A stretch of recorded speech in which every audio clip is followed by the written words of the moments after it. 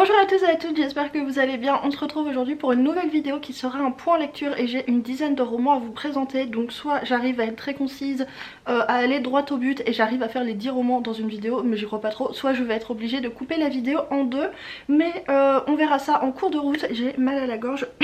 pardon. Alors,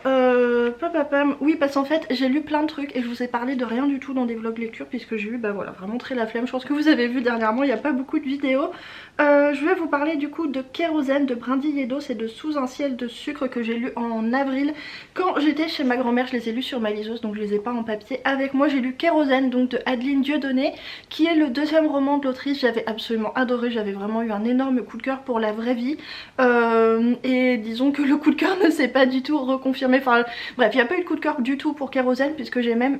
mais décidément parce que même j'ai été vraiment très déçue de cette lecture. J'ai pas énormément aimé, en fait j'ai trouvé que c'était du trash, du vulgaire pour du vulgaire et qu'il n'y avait pas de... Je suis pas particulièrement prude, hein, ça me dérange pas en soi qu'il y ait des choses assez dures, assez violentes, que ce soit voilà bon trash et vulgaire. S'il y a quelque chose derrière, si ça supporte quelque chose, si ça supporte un propos, une histoire, voilà, si c'est pas juste pour appâter le chaland en gros, ça me dérange pas et même je peux vraiment aimer ça. Mais là j'ai trouvé que contrairement à la vraie vie justement où il y avait une histoire, il y avait vraiment une ambiance, il y avait quelque chose, voilà c'est l'histoire de cette petite fille dans cette famille dysfonctionnelle et violente et ce qu'elle vit, ça m'avait bouleversée. J'avais trouvé qu'il y avait il y avait une vraie dureté, une vraie brutalité mais qu'il y avait aussi une lumière et qu'il y avait, bref, il y avait une histoire. Et là dans Kérosène j'ai pas trouvé du tout d'histoire alors qu'au contraire il y a plusieurs histoires vu que c'est même plutôt des nouvelles qui sont raccrochées ensemble. En fait Kérosène c'est une dizaine de personnages, enfin de personnes qui se retrouvent de nuit sur une même station service et en fait l'autrice va nous raconter l'histoire de chaque personne et comment elle se retrouve sur cette station service et c'est vraiment des histoires plus glauques les unes que les autres à base de beaucoup de sexualité, voilà, de trash. Et j'ai trouvé que bah c'était trop, c'était forcé, un petit peu du trash qui tenait dans le vide parce qu'il n'y avait pas de vraie ambition derrière. Enfin je sais pas, j'ai pas trop compris ce qu'avait voulu faire l'autrice, mais moi ça m'a vraiment donné l'impression de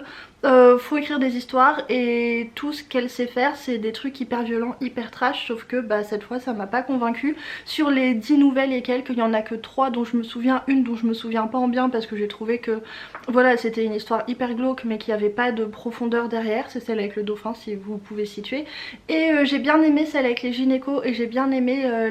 l'histoire aussi avec la femme qui souffre d'un trauma suite à un acte terroriste. Ces deux là je les ai bien aimés mais vraiment les autres je les ai trouvées insignifiantes parce que finalement tu te rends compte quand t'as 10 histoires hyper trash bah ça perd de son sens, de sa valeur. Peut-être que c'est ce qu'a voulu montrer l'autrice mais pas convaincue, voilà, pas du tout convaincue par celui-ci, mis à part un truc, c'est vraiment que l'autrice a une plume incroyable. Ensuite du coup j'ai lu le tome 2 et le tome 3 de la saga des enfants indociles de Sinan McGuire qui a gagné le prix Hugo de la meilleure saga en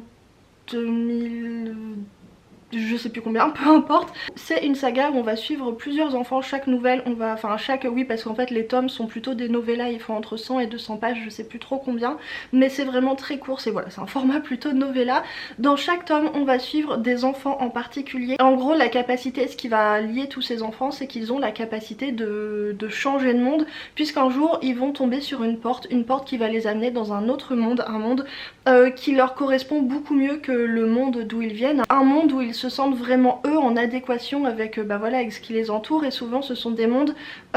qui sont très différents d'une autre où les règles sont pas les mêmes. Par exemple dans le tome 3 on a un monde qui est fait entièrement en sucre, l'eau c'est du sucre, tout est en sucre et forcément les règles du monde s'adaptent à ça. Il y a des mondes où il y a des vampires, il y a des mondes où c'est que des squelettes, enfin bon ouais, voilà, tout un tas de variétés de mondes, tous plus imaginatifs ou absurdes les uns que les autres. Certains mondes répondent à des lois de logique et d'autres sont complètement aléatoires, c'est-à-dire qu'il peut se passer tout et n'importe quoi, mais c'est normal. Voilà, on va suivre ces enfants qui ont découvert des mondes alternatifs et qui vont trouver voilà l'endroit où ils veulent être, leur véritable place dans l'univers. Sauf qu'un jour malheureusement pour des raisons variées ils vont devoir retourner dans leur monde d'origine, donc dans notre monde normal à nous. et ils vont essayer à tout prix de retrouver ce monde qu'ils ont perdu, de retrouver leur porte, sauf qu'en attendant ils se retrouvent dans une école un petit peu spéciale, dans une espèce de pensionnat pour enfants spéciaux, voilà, pour des enfants comme eux. Dans le premier tome on va suivre une adolescente qui arrive justement dans ce pensionnat un petit peu spécial et qui va découvrir d'autres enfants comme elle, qui va découvrir un petit peu voilà, quelles sont les règles de ces différents mondes. Et j'avais beaucoup aimé tome 1 que j'avais trouvé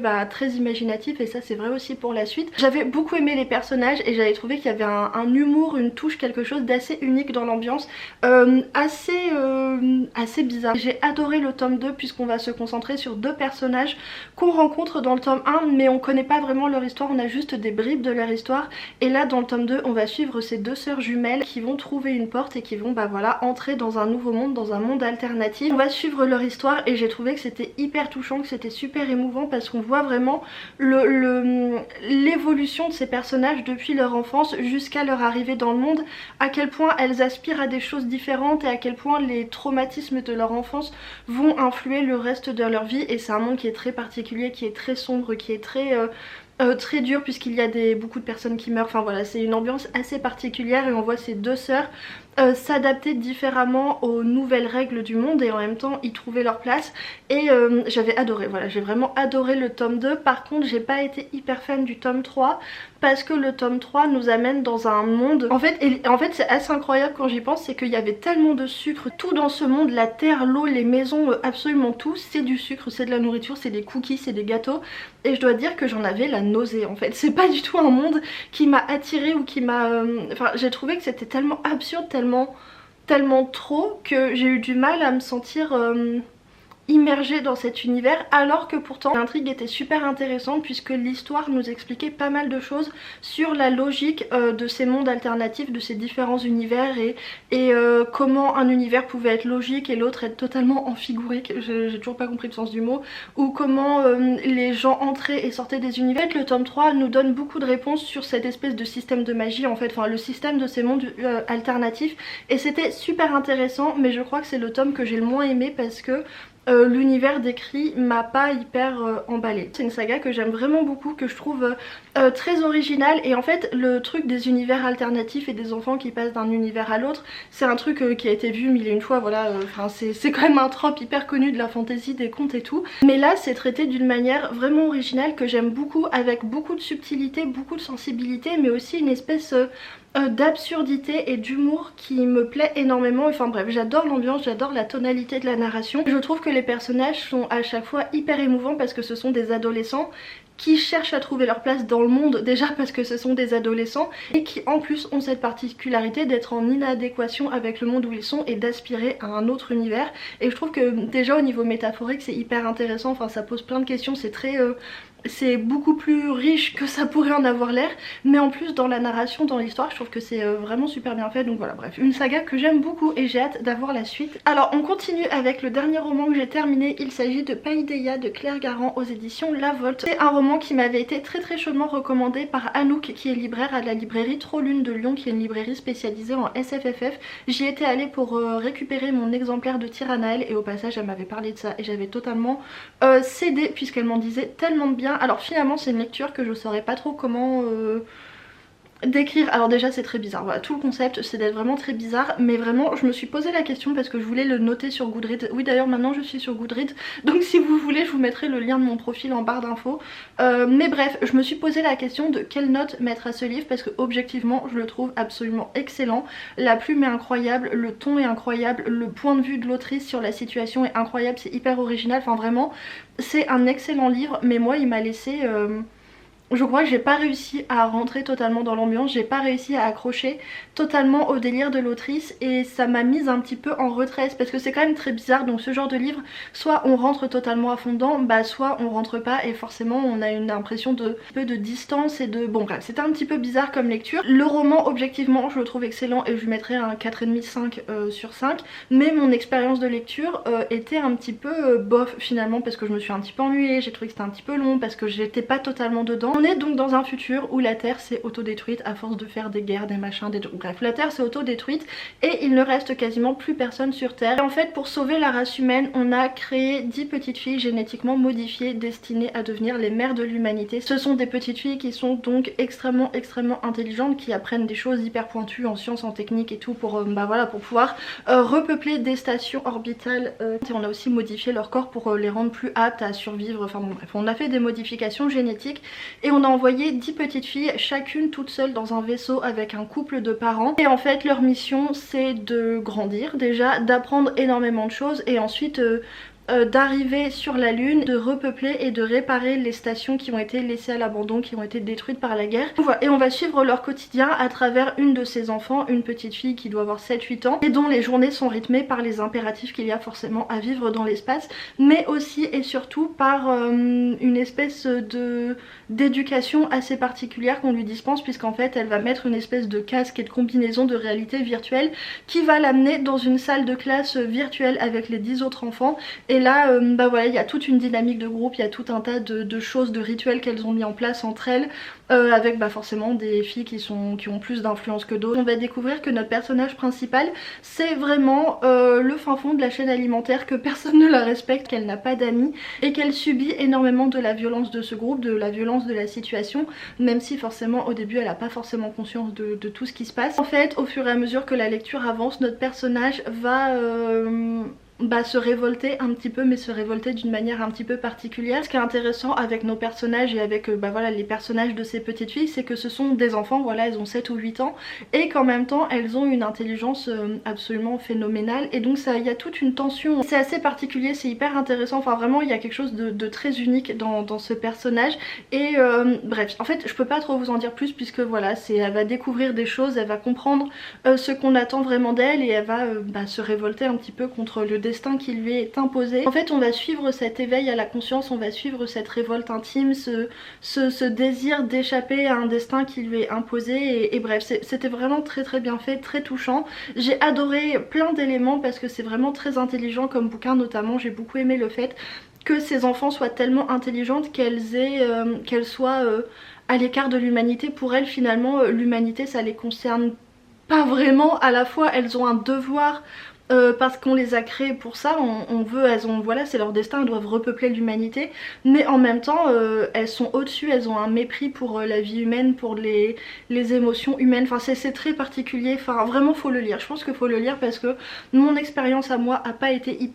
a été très mitigée, mon expérience de lecture, parce que voilà, j'ai pas accroché à tout, mais ça reste un roman bouleversant, super intelligent, qui est extrêmement bien écrit, parce que voilà, pour en revenir à la plume de Claire Garrant, j'ai trouvé qu'il y avait quelque chose dans la plume et dans le style qui nous montrait vraiment la fracture entre ce monde, notre monde maintenant, et l'univers où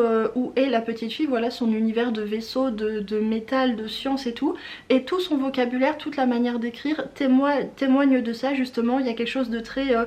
voilà, il y a plein de métaphores mais liées à la vie dans l'espace, et j'ai trouvé que c'était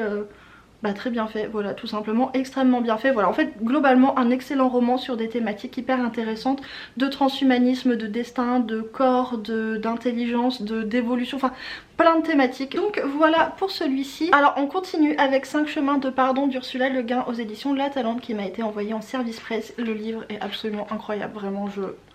je meurs, le livre est vraiment trop beau et ça a été une excellente lecture. Je m'y attendais parce que vraiment Ursula Le Guin est en train de devenir mon autrice préférée. J'adore tout ce qu'elle fait, j'adore tout ce qu'elle écrit. Je suis en admiration totale devant cette femme. Celui-ci était vraiment excellent et je pense qu'il va se placer dans mon panthéon des classiques. En fait à chaque fois que je lis Ursula Le Guin, j'ai le même effet de waouh, ok, je comprends pourquoi c'est une classique, pourquoi c'est une autrice fondatrice, parce qu'elle a vraiment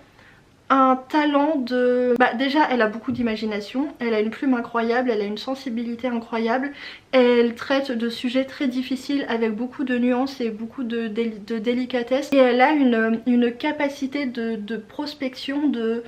d'autrice de SF en fait, vraiment d'imaginer et si ça avait été comme ça, et si ça se passait comme ça. Elle a cette capacité de, bah voilà, de tout simplement de prospection, d'hypothèse que je trouve absolument fascinante et que je trouve toujours hyper bien réussie. L'autre jour dans un bouquin, le bouquin de chez ActuSF, l'anthologie de... Merde, je vais vous montrer, ce sera plus simple. Alors j'ai commencé à lire ça qui est donc Ursula de l'autre côté des mots des éditions ActuSF, qui est une espèce de recueil d'articles en fait, Ursula Le Guin et ses œuvres. Et en lisant ça, je crois que c'était la première ou la deuxième page, j'ai appris que le père d'Ursula Le Guin était anthropologue, et là je me suis dit ah ok, ça explique quand même des choses. Et je disais donc que ça explique des choses parce que c'est vrai qu'Ursula Le Guin elle est connue, et vraiment ses livres en témoignent, pour cette dimension anthropologique dans ses bouquins de SF, puisqu'à chaque fois elle nous fait découvrir des mondes, des sociétés. C'est pas juste un fond pour l'intrigue, ça fait partie de l'intrigue, puisqu'en fait l'évolution des personnages, les intrigues qui vont se dérouler sont vraiment liées à l'évolution de cette société, aux caractéristiques de ce monde, et ce qui fait que non seulement elle nous place des personnages dans des situations problématiques avec voilà différentes thématiques, mais surtout elle va nous montrer qu'est-ce qui fonde une société, quels sont les éléments qui font que cette société elle a évolué comme ça, et c'est hyper intéressant. Voilà, c'est toujours super intéressant. Dans celui-ci on parle de thématiques assez difficiles puisqu'on va parler d'esclavage. En fait on est dans voilà le grand cycle de l'écumène d'Ursula Le Guin. On a en fait une planète et sa lune qui voilà ont fondé leur société, leur économie sur l'esclavage, et il y a donc tout un peuple qui est réduit en esclavage. Et quelque chose qui m'a énormément marqué et qui m'a bouleversée, c'est qu'on n'appelle pas les gens qui sont esclaves des esclaves, on les appelle des mobiliers. Et vraiment l'utilisation de ce terme m'a choquée, et en même temps j'ai trouvé que c'était hyper intelligent de la part de l'autrice, parce que vraiment ça nous, le changement de terme nous rappelle à quel point les esclaves sont déshumanisés, et j'ai trouvé que c'était hyper intéressant, déjà parce que ça nous montre à quel point le terme d'esclave a été vidé de son sens quelque part. On dit esclave, esclavage et tout, mais on a oublié ce que ça voulait vraiment dire esclave et esclavage. Mais bref, du coup on a cette société qui est fondée sur l'esclavage, et en fait ce qui se passe c'est qu'il y a le peuple sur le satellite de la planète, donc sur la lune de la planète, qui va se révolter et qui va vouloir retrouver sa liberté. Et on va avoir 5 histoires, 5 personnages qui vont se situer à différents moments de la chronologie et à différents endroits aussi, donc que ce soit sur la lune ou que ce soit sur la planète principale, et on va suivre leur parcours, donc en fonction de qui ils sont, d'où ils sont. Ils n'ont pas les mêmes liens, pas la même relation avec voilà cette vague de libération, avec cette vague d'émancipation. Ils n'ont pas le même rapport à l'esclavage, à la liberté, et c'était hyper intéressant, hyper touchant, vraiment 5 parcours aussi bouleversants les uns que les autres, même qui ne vont pas évoquer les mêmes problématiques, puisque les problématiques liées à l'esclavage sont extrêmement diverses. C'est pas juste une question de liberté, même si la liberté c'est quand même au cœur de la question de l'esclavage. Ça va parler d'autres choses, notamment de la place des femmes dans cette libération, et de comment les femmes, même quand leur peuple s'est libéré, subissent une double peine, parce que elles ne sont plus esclaves mais elles sont toujours sous le joug des hommes. Il y a énormément de choses sur ce sujet. On va beaucoup parler aussi de la question de l'éducation et de comment faire quand une société a toujours été le proie, et comment faire quand une société a toujours été comme ça, quand il y a toujours eu des esclaves et des maîtres, quand il y a toujours eu des biens et des propriétaires, pour faire en sorte de la changer, mais de la changer en profondeur, et pas juste de la changer de manière superficielle, parce qu'on va se rendre compte que cette révolte, cette libération, certes elle va changer beaucoup de choses, mais il y a aussi les choses de fond, le problème de fond qui va pas forcément évoluer à la même vitesse. Et c'était super intéressant, ça parle beaucoup d'éducation, mais il y a aussi une thématique qui est centrale, c'est la question du pardon. Voilà, c'est pas pour rien que ça s'appelle 5 chemins de pardon, puisqu'on va vraiment suivre des personnages qui sont en quête de rédemption, qui sont en quête de paix intérieure. Encore plus dans celui-ci, j'ai ressenti qu'Ursula Le Guin, elle allait vraiment lier un aspect anthropologique, étude des mœurs, étude de l'évolution de cette société, de ses bouleversements et de ses probables évolutions dans le futur, à quelque chose de beaucoup plus humain, de beaucoup plus sensible, parce qu'on va vraiment être au cœur des émotions des personnages. Et il y a des parcours qui m'ont bouleversée, il y a des choses très violentes, oui, parce que quand même on parle d'esclavage, donc il se passe des choses très dures. Donc voilà, c'était vraiment excellent, et si vous avez envie de découvrir Ursula Le Guin, je vous recommande très fortement celui-ci, qui est normalement accessible, c'est-à-dire que oui, d'ailleurs je n'avais pas vu à ma lecture, mais à la fin il y a tout un appendice qui explique l'histoire de cette société, de cette planète, de la lune, enfin bref, qui explique plein de termes qui sont utilisés dans le roman, et parfois je comprenais pas parce qu'on est sur telle planète, mais en fait il y a différentes castes, différents groupes politiques, et parfois je savais pas trop de quoi on parlait, ben en fait parce que c'était écrit à la fin, voilà, il y avait une annexe qui nous résumait tout ça. Donc si jamais vous vous lancez dans cette lecture et qu'il y a des moments où vous comprenez pas, ben en fait c'est tout simplement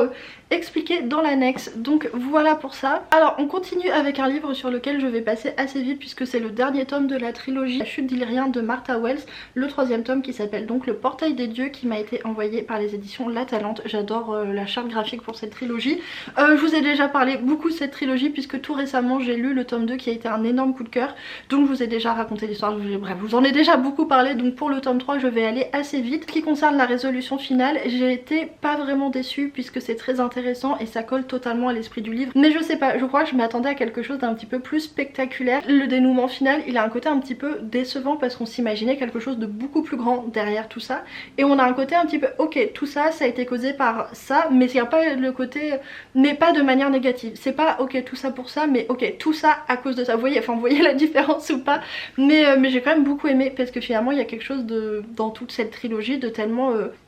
unique. En fait je sais pas comment expliquer, mais le dénouement correspond parfaitement à la trilogie, il est dans la même tonalité, dans la même ambiance, enfin il y a quelque chose de et j'ai déjà plus de batterie mais c'est une blague, vraiment j'en peux plus. La conclusion, je m'attendais à quelque chose d'un petit peu plus spectaculaire, notamment parce qu'on nous a quand même donné beaucoup de bribes et d'informations sur l'univers, sur la magie, sur les différents univers,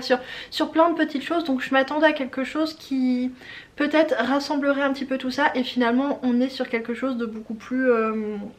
bon voilà, je veux pas vous dire parce que c'est la conclusion. Tout ça pour dire qu'une petite déception sur la conclusion, mais en même temps qui correspond tellement à l'esprit du livre et qui correspond aussi à une problématique qui est assez centrale dans le livre. Toute une question, toute une réflexion sur les héros et les méchants. Qu'est-ce que c'est qu'un héros, qu'est-ce que c'est qu'un méchant, puisque finalement nos personnages de gentils et nos personnages de méchants sont assez particuliers et ne correspondent pas vraiment aux archétypes de gentils et de méchants qu'on connaît, et il y a une vraie réflexion, une vraie originalité là-dessus aussi, notamment dans ce tome 3 sur ce qui concerne les méchants. Il y a des choses qui font mettre d'autres choses en perspective. J'ai trouvé que c'était super intéressant, notamment parce qu'on a un personnage de méchant qui est là depuis le début et qui, enfin ça que fait Martha Wells dans cette trilogie, c'est qu'il y a plein d'archétypes de fantasy, il y a plein d'archétypes sur les héros, les méchants, sur les univers alternatifs, sur bref plein d'archétypes de fantasy, et elle les prend et elle les tourne à sa manière. Donc voilà, j'ai adoré cette trilogie, j'ai adoré le personnage de Tremen, j'ai adoré les histoires d'amitié, j'ai adoré la petite touche d'amour, j'ai adoré l'humour, j'ai adoré les personnages secondaires, enfin bref j'ai tout aimé. Vous l'aurez compris, c'est une trilogie coup de cœur que je vous incite vraiment à découvrir, qui est beaucoup trop sous-cotée je trouve. Voilà du coup pour ce point lecture, je pense que je vais m'arrêter là parce que j'ai déjà beaucoup parlé et je commence à fatiguer. C'est fou comme tourner des vidéos, c'est fatigant en fait. On dirait pas comme ça quand on visionne la vidéo, mais vraiment ça me draine,